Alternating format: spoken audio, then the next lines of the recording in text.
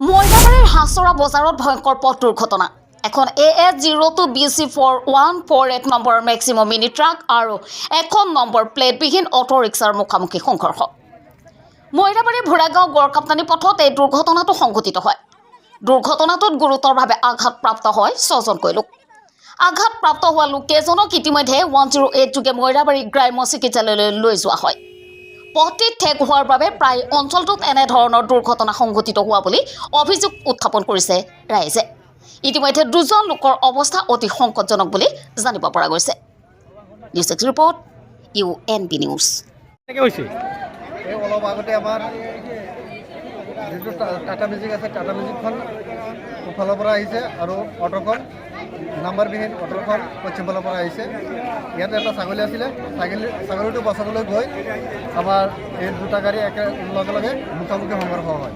সংঘৰ্ষত আমাৰ আমি জনামতে আৰু চাইছোঁ 6জন আহত হৈছে, অতি গুৰুতৰ আহত হৈছে। মইদাবাৰী FIR ইতিমধ্যে প্ৰেৰণ কৰা হৈছে।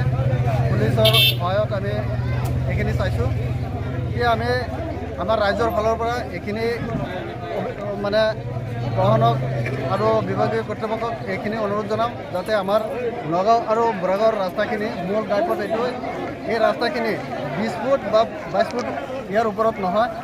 এইখিনি ৰাস্তা যাতে অলপ বহল হয় আৰু ওচৰ পাজৰত থকা দোকানবিলাক যাতে অলপ আঁতৰাই মেইন বজাৰৰ মানে সুবিধা ৰাইজে চলাচল কৰিবলৈ অলপ সুবিধা কৰি দিয়ে প্ৰশাসনে।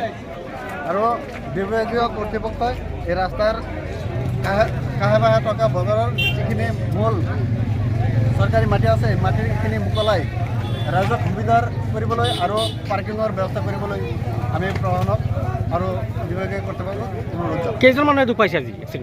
আমি জনামতে 6জন মানুহে দুখ পাইছে, অতি গুৰুত্ব আঘাত হৈছে।